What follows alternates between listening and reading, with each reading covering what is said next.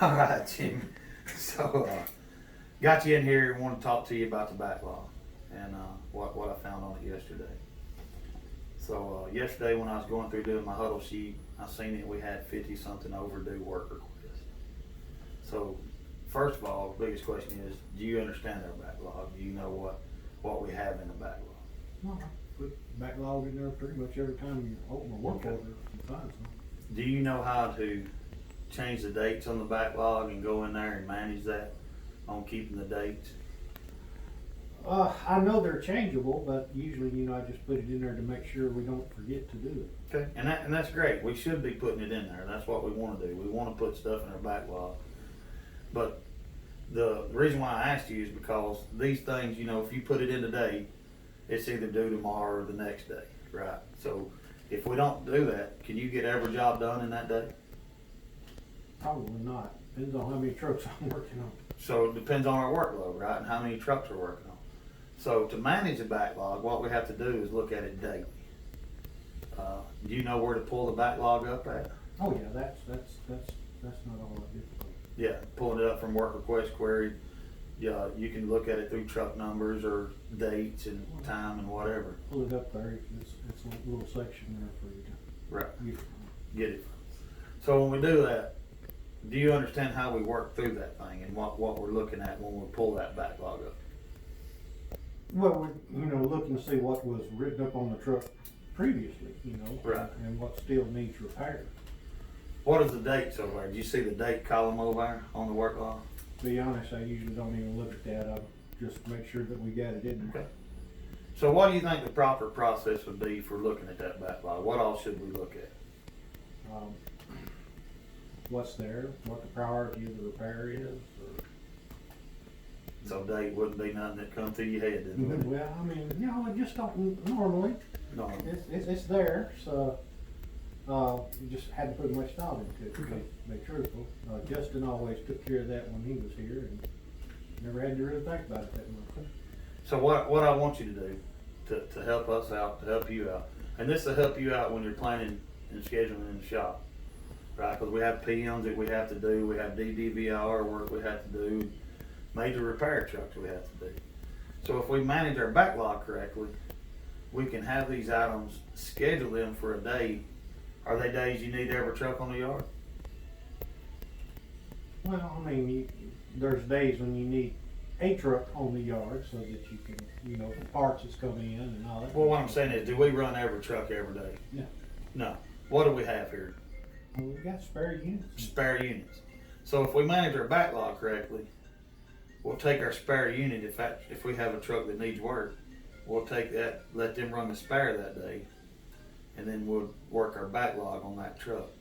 So when we're looking in the backlog, and like you said, you go in there, you can see the job priorities and all that. Another thing we need to look at is the dates. Okay? Because we need to set these up and set these dates up on when we can schedule the work in. Well, how So- far can we set those dates? Generally, as a rule, I don't like to set them over 15 days. Okay?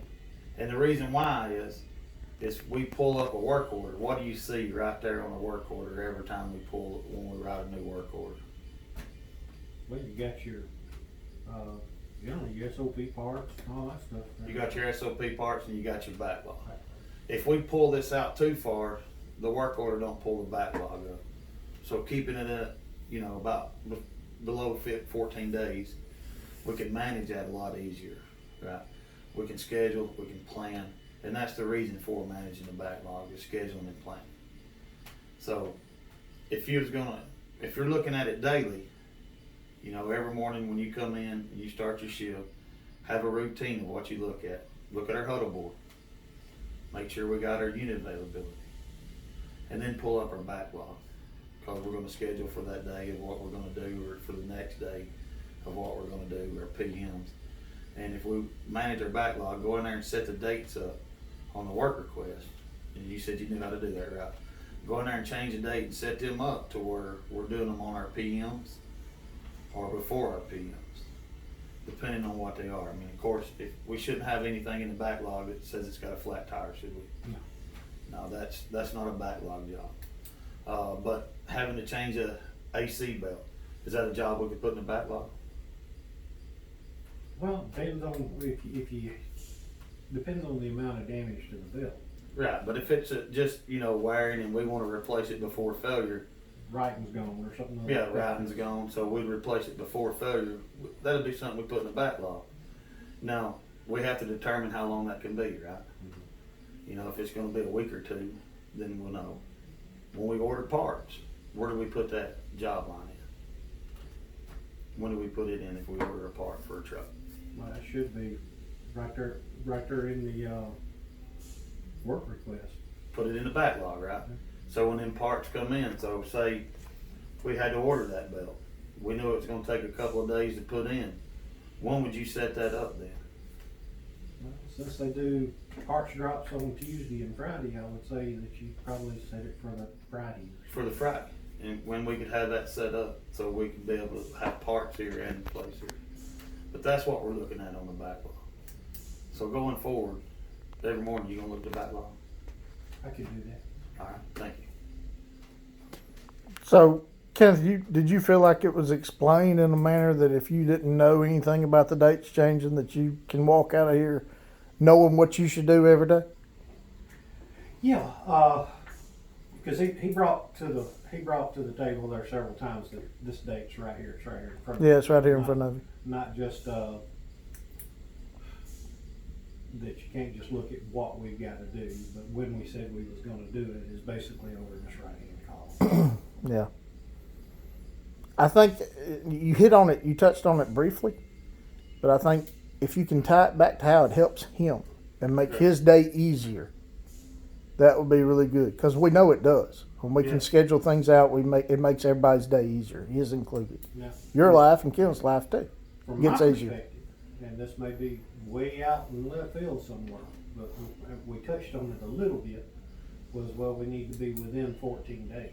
And I think that on most items, we should target 7. Yeah, and that's more so, to me, that would be the I agree. 14 days would be more so on the SOPs. Yeah.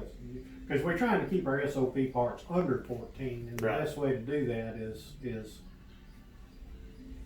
limit that amount of time. I don't want to say, well, we've got 14 days to put this on. No, That No, sense because of then we get urgency into on- procrastination. yeah. That sense of urgency for getting that part installed ought to be a little tighter. One of the big things and one of the points I want to make is on the SOPs, and I don't know if I stuck with that hard enough, is them having a work request in there for that SOP part. That's important, because if we order an SOP part, we should have our work request in there for Correct. that, so we Yeah. get We credit should for be. our scheduling We shouldn't be ordering a part.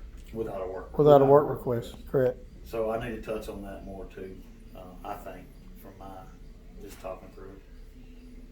You good with it? Yeah, I think so. All right. Let's get him in here and do it this afternoon. Thanks, guys.